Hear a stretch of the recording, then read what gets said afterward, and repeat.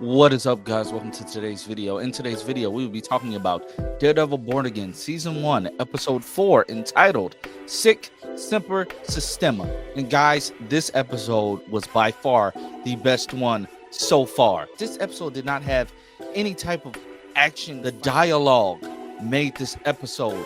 I was glued to the screen from the start of the episode to the end of the episode, and we're going to jump into all of that in just 1 second. If you are new here, please feel free to like, share, and subscribe. Share this video around to everybody. If you're returning, please like, share, and subscribe if you are not subscribed. We're on the road back to the monetization status on my channel, and again, I thank you all so much for that. So we see Matt picking up Hector's belongings from the morgue, and who shows up? Who shows up at the morgue at, just basically after Matt is trying to ask these questions about, shell casings, were there any bullets found, yada, yada, yada, just trying to figure something out because he knows it's some shady business going on. He wants to know if there are any clues. Do the police have any leads? But we already know, Matt already knows, it was police corruption all around. And who shows up and says the exact same thing but gets comforted by Matt? Angela, the next white tiger. I'm so excited, guys. Like, people were legitimately trying to tell me that they were going to cast Jenna Ortega. No, I told you last week she was cast already. I don't know what people didn't understand about that. We first saw her appear last week, played by Camila Rodriguez, and we saw her again where she actually had lines of dialogue this week. And honestly, it was a sad moment because we see she is pissed. She is hurt. Her uncle was taken from her, and she knows who did it. She wants justice. She wants justice. I even saw her glimpse down at the bag with her uncle's belongings. Is that where she's gonna take the amulet from and claim that power as her own? Because we all know the amulet only works for those that are in Hector's bloodline. It only works for that bloodline in the family. Nobody can just take the amulet and gain the powers, which is actually kind of cool. It's a family thing. It's a family lineage thing. And yeah, that's pretty cool. So will we see her again? Was this setting up her getting her own Disney Plus series? I don't know. But we officially have another white tiger showing up in the MCU, and I think that is really, really cool. We see BB at a club with Daniel. Now, we all know Daniel is Fisk, new suck-up man. Everything Fisk does, he worships the ground Fisk walks on. Like, even though Fisk is a psychotic man, he's a psychopath. But this dude worships the ground he walks on. Now, he's clearly drunk, and he starts running his mouth too much about the project that Fisk has going on. And in that moment, I knew BB was going to run with that story. What happened? BB ended up running with that story. Puts out a hit piece on Fisk. Sheila tells Fisk what happens. And it happens at the most inopportune time because Fisk is already getting serenaded by some kids at a local elementary school. He's getting serenaded. He's clearly pissed. Like, he clearly doesn't want to be there because honestly, they do sound terrible. But Fisk has to put on a brave face. They even try to sing him a second song, but he says, no, that's enough. I have to get going, yada yada. But you all sound amazing. It was hilarious. It was really funny because he goes to the Latvian embassy. Latvia, not Latveria. I see a lot of people online getting confused about that.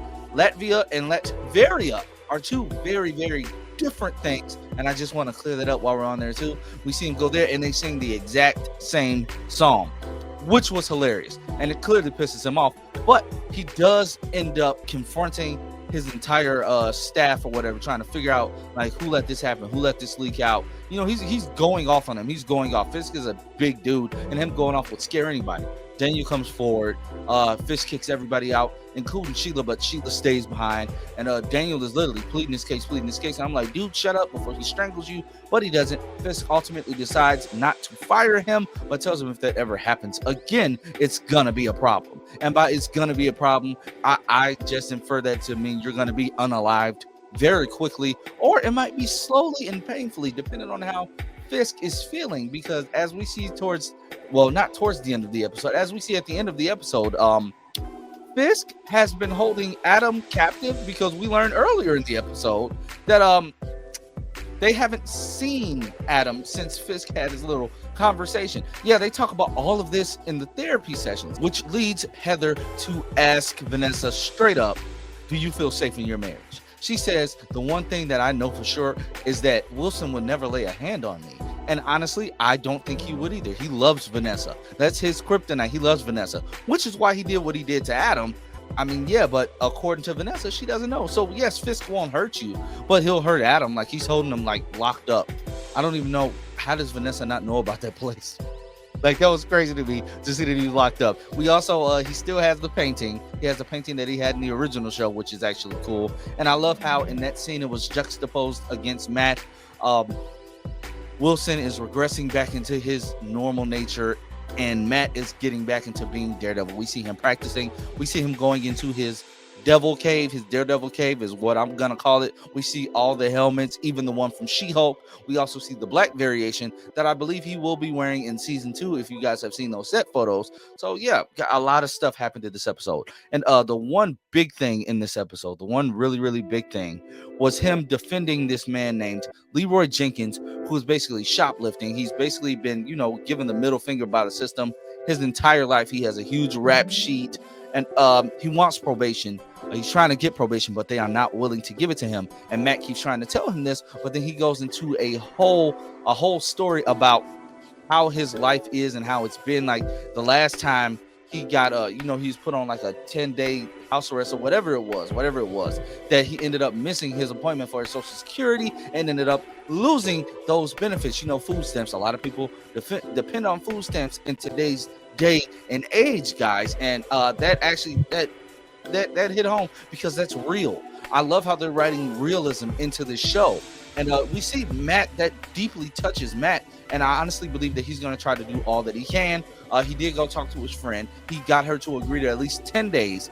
And that still was not enough for Leroy. Rightfully so. That wouldn't be enough for anybody, because it was just petty larceny. That was just a little shoplifting, but I guess he was still in fiddle faddle. He wanted something sweet. He wanted some dessert. He started talking about how he had to steal desserts out of restaurant dumpsters because he doesn't have food stamps, because he doesn't have money, because he can't hold down a job. He stole a fiddle faddle, bro. Fiddle faddle.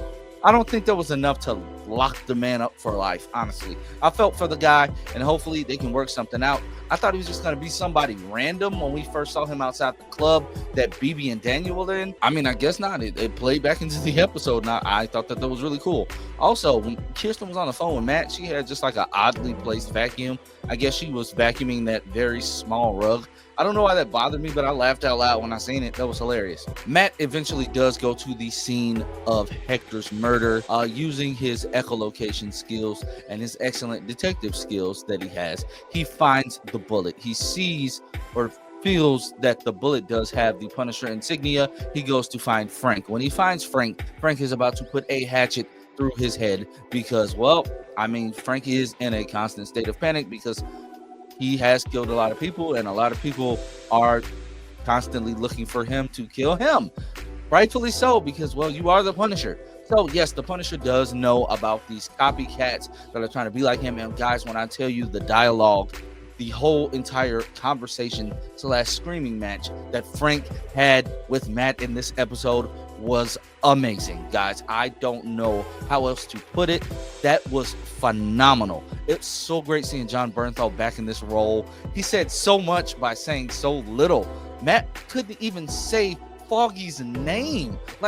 He's basically calling him a coward. He told him, "You didn't come here for my help. You came here to get permission."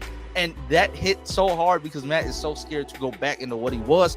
Even Frank, when Frank got in his face, guys, this episode was so good. When Frank got in his face and Matt not even accidentally punched him, it was instinct. He punched him and then said, I'm sorry. And then Frank was like, "You're sorry for what? You're not sorry." He's calling him out on his BS, rightfully so. Guys, this was some of the best acting that we have had in a long time.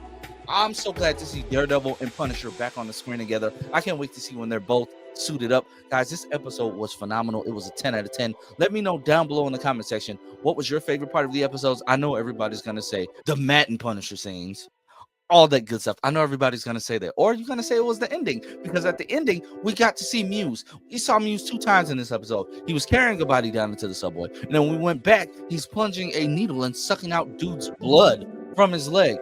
In the costume design, the work, it's so accurate. It's so accurate. It was really dope to see, guys. It was really dope to see. So I can't wait to see what happens next. I believe next week we have 2 episodes. For what my friends told me earlier on my podcast, we have 2 episodes next week, so we have a lot to look forward to. Like I said, guys, if you are new here, please like, share, and subscribe. Let me know down below in the comment section what you thought about this episode, and I will get back with you all next time.